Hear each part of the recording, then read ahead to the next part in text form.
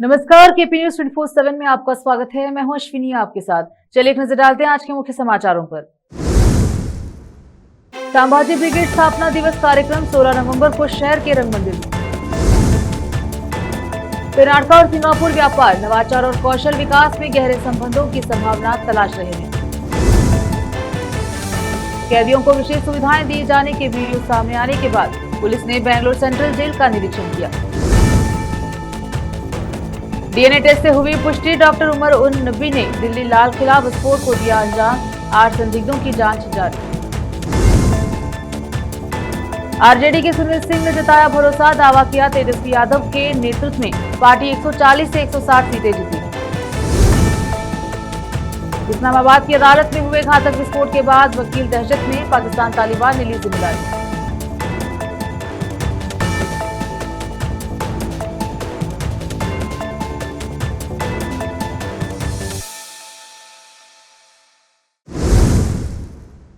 समाचारों का सिलसिला शुरू करते हुए देखते हैं समाचार विस्तार से। संभाजी ब्रिगेड स्थापना दिवस कार्यक्रम 16 नवंबर को शहर के रंग मंदिर में आयोजित किया जाएगा। ऐसा संभाजी ब्रिगेड के जिला अध्यक्ष सतीश वासारे ने कहा। उन्होंने आज शहर के पत्रिका भवन में संवाददाता सम्मेलन आयोजित किया और कहा कि कार्यक्रम की अध्यक्षता संभाजी ब्रिगेड के राष्ट्रीय अध्यक्ष मनोज दादा अकारे करेंगे, जबकि मुख्य अतिथि संभाजी ब्रिगेड के महासचिव सौरभ दादा खेड़ेकर, विधान परिषद सदस्य एमजी बोधा, संभाजी ब्रिगेड के मुख्य प्रवक्ता प्रोफेसर गंगाधर बानाबारे और मराठा निगम के अध्यक्ष जीएच मारियो जी राव होंगे। उन्होंने कार्यक्रम को सफल बनाने के लिए समाज के लोगों से बड़ी संख्या में कार्यक्रम में भाग लेने की अपील की है। प्रेस कॉन्फ्रेंस में दत्ता पाटिल, प्रशांत बिरादर, मोहित पटेल, संतोष पाटिल, रतिकांत बिरादर, दयानंद बिरादर, संतोष बिरादर, अंकुश पाटिल, दत्ता पाटिल, अल्लूर और अन्य उपस्थित रहे। कैमरामैन पपुराज का कवरेज। हम आह्वान करना चाहते हैं कि 16 तारीख को रंग मंदिर में हमारा वर्धापन दिन का महामेलवा वहां पर आयोजित किया गया है। 16 10:30 बजे रंग मंदिर में वर्धापन दिन का आयोजन किया गया है। तो हमारा जो संगठन है वो संगठन बसव शिव शाहू फुले अंबेडकर के विचारों पर चलने वाला संगठन है। पूरे बहुजन समाज को लेके जाकर सभी महामानव के, महापुरुषों के विचार हमारे संगठन के माध्यम से समाज में पहुंचने का कार्य 15-20 साल से हमारे पूरे संभाजी ब्रिगेड के कार्यकर्ता कर रहे हैं। तो मैं सभी पत्रकार भाइयों और जनता को आह्वान करना चाहता हूं कि जो कार्यक्रम के जो अध्यक्ष है वो मनोज दादा आखरे, जो हमारे राष्ट्रीय अध्यक्ष है, और कार्यक्रम में जो शाहिरी पवाड़ा रहता है, छत्रपति शिवाजी महाराज के कालखंड से उनका जो शौर्य वीर की जो गाथा है वो पवाड़ा के माध्यम से समाज में गाया जाता है। वो पवाड़ा 10:30 बजे 11 बजे चालू होता है। बाद में कार्यक्रम में मनोज दादा आखरे इस कार्यक्रम के अध्यक्ष है और प्रमुख उपस्थिति में हमारे महाराष्ट्र के महासचिव सौरभ दादा खेड़ेकर, शिवश्री गंगाधर बनबरे सर, और हमारे जो मराठा समाज के विधान परिषद सदस्य है जो एमजी मुले साहब, वो भी इस कार्यक्रम में उपस्थित रहेंगे। और नवनिर्वाचित जो मराठा निगम के अध्यक्ष हुए हैं जीएच मारियो जी राव, वो भी इस कार्यक्रम में उपस्थित रहेंगे। तो हमारे जो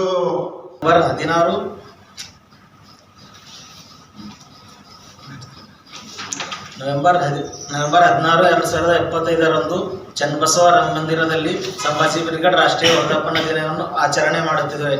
ಸಂಭಾಜಿ ಬ್ರಿಗೇಡ್ ಸಂಘಟನೆಯು ಕೇವಲ ಒಂದು ಸಮುದಾಯದ ಸಂಘಟನೆ ಇಲ್ಲ, ಇಲ್ಲಿ ಬಹುಜನರು ಈ ಸಂಘಟನೆಯಲ್ಲಿ ಕೆಲಸವನ್ನು ಮಾಡುತ್ತಾರೆ।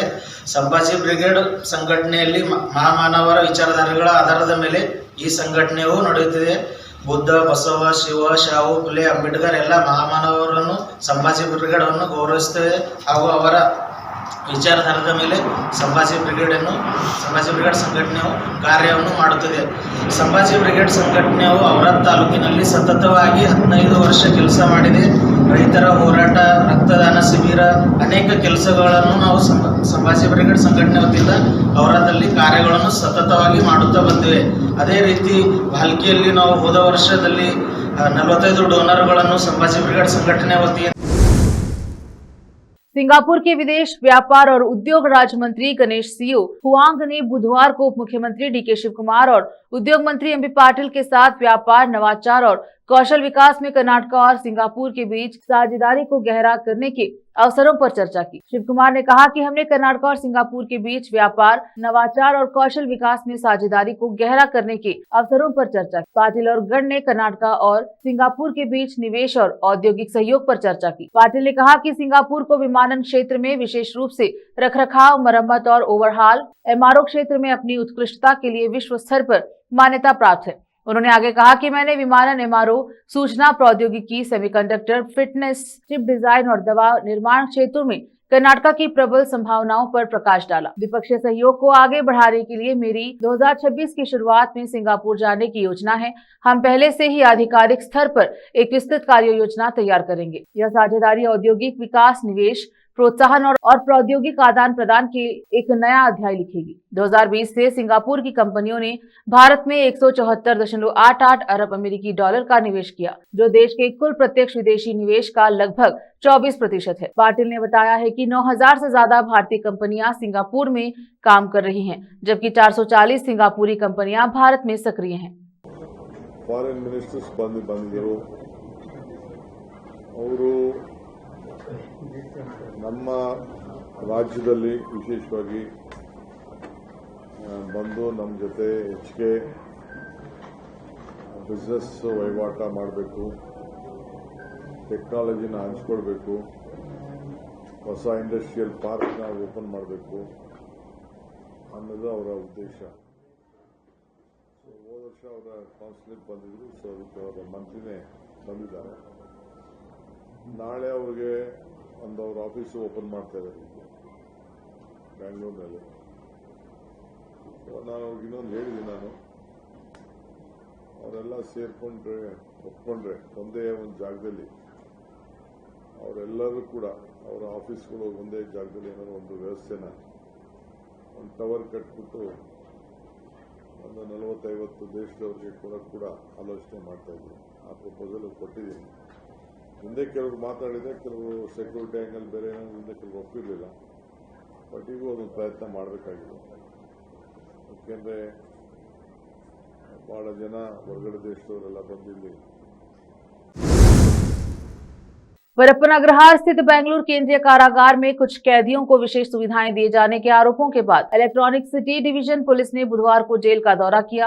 मंगलवार को DCP electronic city division M Narayan ने अन्य अधिकारियों के साथ जेल का नियमित निरीक्षण किया था। एक वरिष्ठ पुलिस अधिकारी ने बताया कि इलेक्ट्रॉनिक सिटी सब डिवीजन के एसीपी के नेतृत्व में एक टीम ने वरप्पन अग्रहार पुलिस के साथ मिलकर बुधवार को जेल का निरीक्षण किया, लेकिन नियमित जांच के दौरान कोई भी प्रतिबंधित वस्तु नहीं मिली। यह निरीक्षण कुछ कैदियों के साथ पक्षपातपूर्ण व्यवहार वाले वायरल वीडियो के बाद किया गया है। अधिकारी ने बताया कि अदालत की अनुमति के बाद 4 विचाराधीन कैदियों से पूछताछ की जाएगी, जिनके खिलाफ जेल के अंदर कथित तौर पर शराब पीने और नाचने का मामला दर्ज किया गया था तथा निष्कर्षों के आधार पर आगे की कार्यवाही की जाएगी। रोकते हैं समाचारों का सिलसिला, लेते हैं छोटा सा ब्रेक।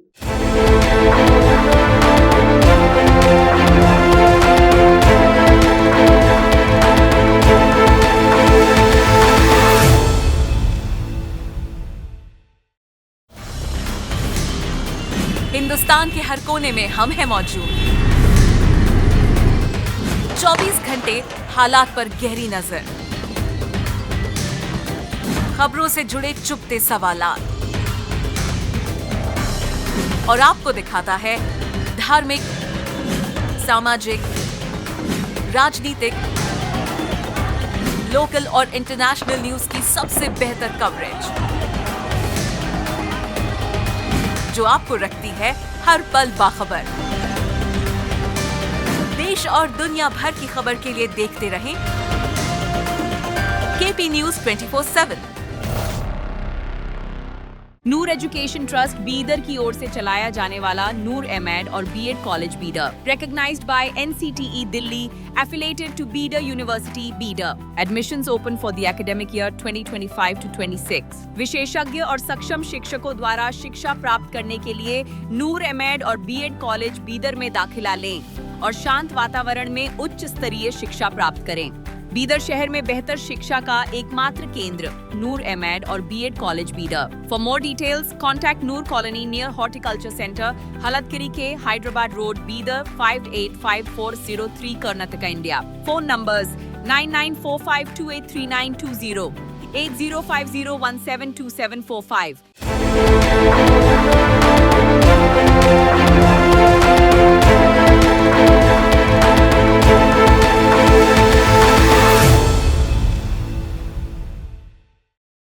ब्रेक के बाद स्वागत है आपका। देखते हैं समाचार देश के।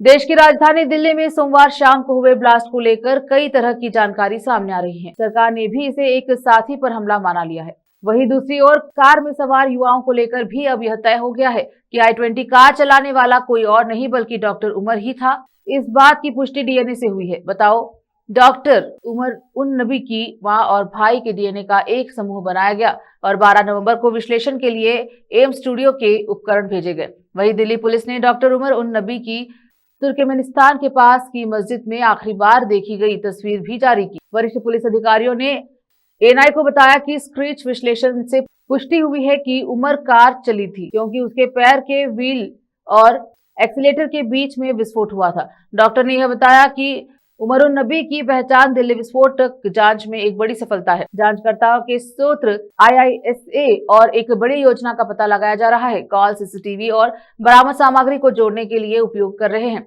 दिल्ली पुलिस की स्पेशल सेल और सेंट्रल एसोसिएटेड रूप में संयुक्त रूप से दस्तावेजों की जांच कर रहे हैं। सूची दिल्ली और आसपास के राज्यों में सहयोगियों पर नजर रख रहे हैं। सूत्रों के अनुसार लगभग 8 कायदेबाजों ने 4 प्लेस पर ब्लास्ट करने की योजना बनाई थी जो 2-2 के 4 स्टूडियो में बटे हुए थे और हर एक ग्रुप IED थे। बिहार चुनाव पर आरजेडी नेता सुनील सिंह कहते हैं 2020 में हमारे कई उम्मीदवारों को जबरन हराया गया। मैंने एक मतगणना प्रक्रिया में शामिल अपने सभी अधिकारियों से अनुरोध किया है कि यदि आप उस व्यक्ति को हराते हैं जिसे जनता ने अपना जनादेश दिया है तो वही दृश्य आपने नेपाल, बांग्लादेश और श्रीलंका की सड़कों पर देखे, वही दृश्य बिहार की सड़कों पर भी दिखाई देंगे। आप आम लोगों को सड़कों पर उतरते देखेंगे। हम इसे लेकर पूरी तरह सतर्क हैं और हम आपसे आग्रह करते हैं कि ऐसा कुछ भी न करे जो जन भावना के खिलाफ हो, जिसे जनता स्वीकार नहीं करेगी। हमें 140 से 160 सीटें मिल रही हैं और तेजस्वी यादव के नेतृत्व में राज्य में नई सरकार बनेगी। हम यही कहना चाहते हैं कि जो वर्ष 2020 में आप लोगों ने कुकृत किया है उसको दोहराने की चेष्टा मत कीजिएगा। पूरी बिहार की जनता, आम आवाम पूरी तरह से इस मामले से वाकिफ है और सचेत है। आप उस रोड इस नेपाल बनने मत दीजिए। हम यही लोगों से आग्रह करना चाहते हैं। लेकिन इलेक्शन कमीशन ने तो बोले कि फ्री एंड फेयर इलेक्शन भी हुआ और काउंटिंग भी होगा। देखिए, इलेक्शन कमीशन की बात न की जाए तो बेहतर है। किस तरह से SIR के आड़ में इन्होंने अपना गलत कार्य करने का अपना शुरुआत किया था, अगर माननीय उच्चतम न्यायालय का हस्तक्षेप नहीं होता, उनका आदेश नहीं होता, तो SIR में ये लोग कितने मरे को जिंदा कर देते और कितने जिंदा को मरे कर देते। और भारत का संविधान इसके लिए नहीं बनाया गया है। और हम यह भी कह देना चाहते हैं, इसी राज्य से सारे आंदोलन की शुरुआत हुई है, चाहे संपूर्ण क्रांति हो या 1917 में महात्मा गांधी ने जो सत्याग्रह आंदोलन चलाया है वो भी इसी राज्य उसी का जनक है। तो हम ये कहना चाहते हैं। दिल्ली में ब्लास्ट के बाद आतंकी कनेक्शन मामले में गिरफ्तार डॉक्टर शाहीन एक चर्चे का विषय बनकर रह गई हैं। डॉक्टर शाहीन ने लालबाग गर्ल्स इंटर कॉलेज से 12वीं तक पढ़ाई की थी। बातें सामने आ रही थी कि लालबाग गर्ल्स कॉलेज में सुरक्षा जांच एजेंसियां पहुंची और डॉक्टर शाहीन मामले पर दस्तावेजों को खंगाला। लालबाग गर्ल्स कॉलेज में सुरक्षा जांच एजेंसियों की तहकीकात पर प्रिंसिपल निशा श्रीवास्तव ने क्या कहा, सुनिए। पर तो कोई जांच एजेंसी नहीं आई। अगर कोई आती भी है जांच एजेंसी टीम तो मैं पूरा सहयोग करूंगी उसका। मैम, जिस तरीके से एजुकेशन की बात की जाए उसने यहाँ पे एजुकेशन ली, किस समय में एजुकेशन ली थी और आपका यहाँ पे कार्यकाल क्या रहा? मेरा कार्यकाल 3 साल रहा। मेरे कार्यकाल में तो उसने एजुकेशन नहीं लिया है। वो तो बहुत साल पहले 96 में ही इंटर करके यहाँ से निकल गई, इसलिए उस बच्ची की जानकारी मुझे कोई भी नहीं है। क्या मैम अभी भी यहाँ पे कोई पुराने टीचर है जो उनके संपर्क में रहे, जो उनको पढ़ाए हों? नहीं सर, सब रिटायर्ड हो गए, सारे टीचर्स रिटायर्ड हो गए हैं। उत्तर प्रदेश के मैनपुरी जेल में उस वक्त हड़कंप मच गया जब जेल में बंद एक कैदी की संदिग्ध मौत हो गई, जिसके बाद शव को मोर्चरी में भेजा गया। इस बात की सूचना जब परिजनों को दी गई तो परिजन मौके पर पहुंचे। इस खबर को सुनने के बाद परिजनों का रो रो कर बुरा हाल है। परिजन अब न्याय की मांग कर रहे हैं। पकड़े गए थे, 9 तारीख को जेल में आएंगे। अरविंद ने 3 दिन रखो थाने में। मेरे भैया चोर कुर्रा थाना मेरे भैया जो कह रहे थे अरविंद कि तू मुँह से मिलन नहीं आई है तो तेरे भाई को मार देंगे। मेरे भैया को पैसा दे के मरवा दिया। यहाँ पर मेरा लड़का जो है जेल से आया, जेल के अंदर जो है खत्म कर दिया, जेल दे के मारा, जान फांसी लगा के मारी। कैसे साहब मारी है मुझे नहीं, हम तो साहब हाई कोर्ट से आज उसकी बेल डाल के आए। किस मामले में जेल में गए थे? राजनी जो झूठी राजनी लगाई है लक्ष्मण सिंह ने और अरविंद सिंह इंस्पेक्टर ने। हल्का इंचार्ज है लक्ष्मण सिंह और इंस्पेक्टर है वो। ये 6 तारीख को पकड़े गए और 9 तारीख को इन्हें जो है पुल पे जो है, बाकी कौन सा पुल है वो चखरौल से पश्चिम साइड पुल जो है वहाँ लोहिया पुल से, हाँ यहाँ जो चीज़ हाथ में धरकर दिखाई और मोटरसाइकिल मेरे घर से 6 तारीख को जो है 9 बजे मोटरसाइकिल का तार तोड़ के और पुलिस घर से एज के आई है। बेटा की उम्र थी 19 की। हाँ। बिहार विधानसभा चुनाव 2025 संपन्न हो चुका है और अब मतगणना होना बाकी है। इसी बीच मुख्यमंत्री नीतीश कुमार पटना हाईकोर्ट मजार पहुंचे। इस दौरान उनके साथ जेडीयू के मंत्री विजय चौधरी और अशोक चौधरी भी मौजूद रहे। मुख्यमंत्री नीतीश कुमार ने आगामी चुनाव परिणाम की सफलता और जनता के लिए बेहतर शासन की कामना करते हुए मजार पर दुआएं मांगी।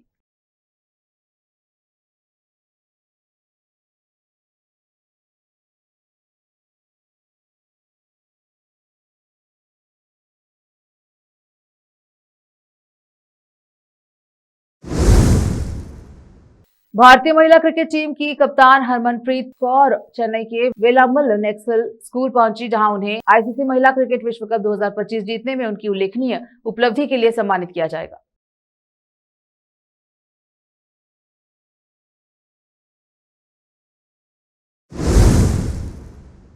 रुकते हैं समाचारों का सिलसिला, लेते हैं छोटा सा ब्रेक।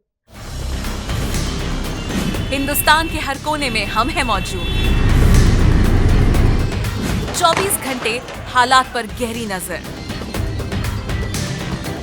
खबरों से जुड़े चुपते सवालात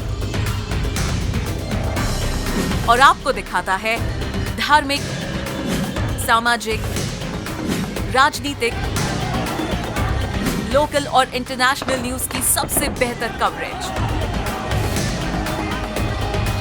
जो आपको रखती है हर पल बाखबर। देश और दुनिया भर की खबर के लिए देखते रहें केपी न्यूज 24/7। ब्रेक के बाद स्वागत है आपका, देखते हैं समाचार। इस्लामाबाद में वकीलों ने एक अदालत के पास आत्मघाती बम विस्फोट के बाद एकजुटता व्यक्त की, जिसमें 12 लोग मारे गए और 27 लोग घायल हुए। पाकिस्तान अफगानिस्तान में बढ़ते तनाव के बीच अधिकारियों ने कार्रवाई की कसम खाई है और पाकिस्तान तालिबान ने जिम्मेदारी ली। की फजा को ख़त्म करना हमें ज़रूर ख़त्म करना चाहिए और कोशिश करनी चाहिए कि हम सब लॉयर्स इकट्ठे हों और यकजहती का इजहार करें आपस में, और जो हमारी सिक्योरिटी लैब्स हैं उनको कवर अप करने के लिए उनको हाईलाइट करें ताकि वो कवर अप हो सके। खौफ तो है, लेकिन इस वजह से आए हैं कि अगर वकला नहीं आएंगे तो फिर अवामुन्नास पे क्या तारी हो जाएगा, ज़्यादा खौफ बढ़ेगा। तो इसलिए हम इस खौफ को हटाने के लिए कि आएँ और लोगों के साथ हौसला दें उनको और हौसला बने उनका, इसलिए हम आज भी आए हुए हैं। हमें जो एक्टर गोविंदा अस्पताल से डिस्चार्ज हो गए हैं, वो अब पहले से ठीक है। उन्होंने मीडिया से बातचीत में बताया कि उनकी तबीयत कैसी है। गोविंदा ने कहा कि उन्होंने ज्यादा हार्ड वर्क कर लिया था।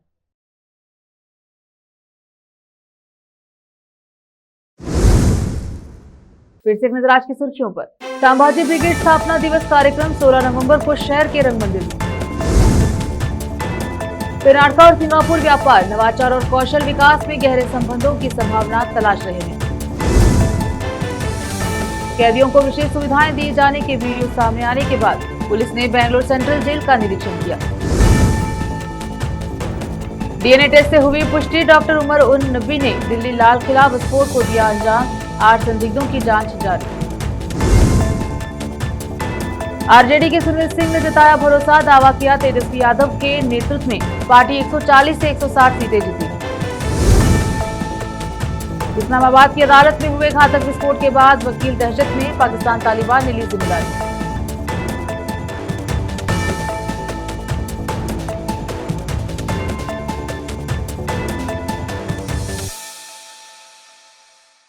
केपी न्यूज के बुलेटिन में अब तक के लिए इतना ही। देखते रहे केपी न्यूज 24/7। अन्य जानकारी के लिए चैनल को लाइक, शेयर, सब्सक्राइब जरूर करें। धन्यवाद।